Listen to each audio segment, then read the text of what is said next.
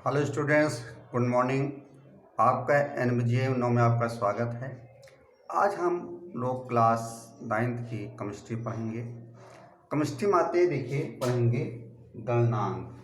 गलनांक क्या होता है? तो सिंपल सी बात यह है कि जब हम किसी ठोस पदार्थ को गर्म करते हैं तो ठोस से द्रव अवस्था में परिवर्तित हो जाता है। तो जिस न्यूनतम ताप पर कोई ठोस द्रव में बदल जाता है उस न्यूनतम ताप को हम गलनांक कहते हैं। अब इसको समझने की कोशिश करिएगा। मान लीजिए ये आपकी कोई ठोस पदार्थ है, मान लीजिए बर्फ है, और इसको किसी बर्तन में रख करके हम गर्म करते हैं, ठीक है ना। बर्फ को हम गर्म करते हैं तो होता क्या है इसका कि जो इसके अणु होते हैं ठोस के बहुत ही नज़दीक होते हैं, क्योंकि ठोस होता ना, और अणुओं के बीच आकर्षण बल बहुत अधिक होता है। जब हम इसको गर्म करते हैं तो क्या होता है कि अणुओं के बीच आकर्षण बल धीरे धीरे कम होने लगता है और ये जो अणु होते हैं थोड़ा दूर दूर होना शुरू हो जाते हैं, यानी कि बर्फ पिघलना प्रारंभ हो जाती है, ठीक है। और एक ऐसी अवस्था आती है कि जो बर्फ है वो द्रव अवस्था में कन्वर्ट हो जाती है।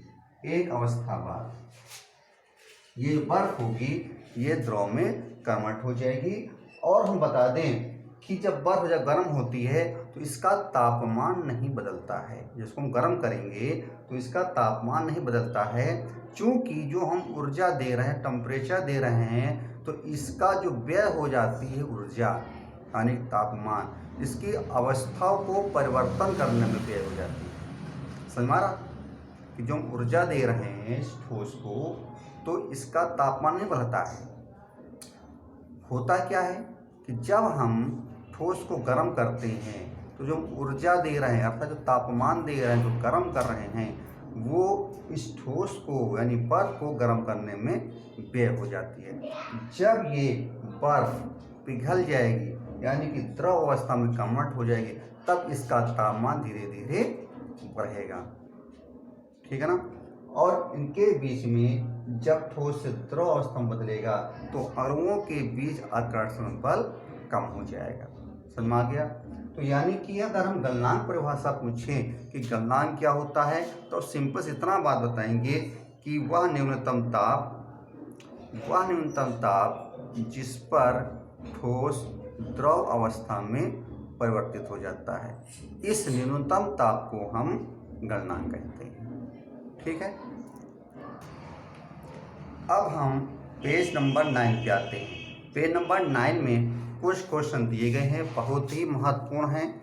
अब क्वेश्चन नंबर 1 है पेज नंबर 9 पे, कहा गया निम्नलिखित तापमान को सेल्सियस में बदलिए। तो देखिए यहाँ पर एक फार्मूला दिया है के फॉर होता है केल्विन, के इक्वल टू 273 + T सेंटीग्रेड। ये फार्मूले के आधार पर हम क्वेश्चन नंबर पहला का ये लगाएंगे और एम दिया गया है 300 केल्विन। 300 केल्विन को हम सेल्सियस में बदलेंगे तो हम जानते हैं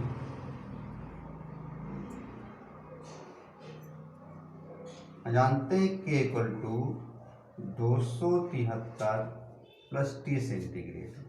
तो यहाँ पर देखिए के का मान है 300, के का मान है 300 इक्वल टू 273 + T सेंटीग्रेड। अब हम क्या करेंगे, 273 को जब 75 करेंगे आ जाएगा 300 माइनस का 273 बराबर T सेंटीग्रेड। अब घटाएंगे तो 10 में से 3 गया हो जाएगा 7, यहाँ बचेगा 9 में से 7 गया बचेगा 2 T सेंटीग्रेड। यानी कि जो टेम्परेचर आया है वो 27 डिग्री सेल्सियस, यानी T बराबर 27 डिग्री सेल्सियस। ये आपका आंसर। ठीक है, अब आते हैं इसका सेकंड क्वेश्चन बी में। इसका स्क्रीनशॉट आप लोग ले लीजिए।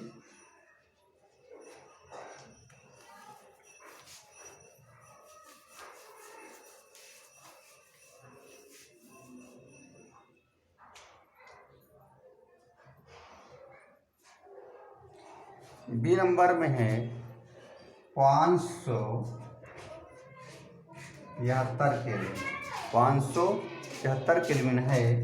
देखिए के इक्वल टू 273 प्लस टी। तो यहाँ पर देखिए 573 बराबर 273 प्लस टी सेंटीग्रेड। और 273 75 करेंगे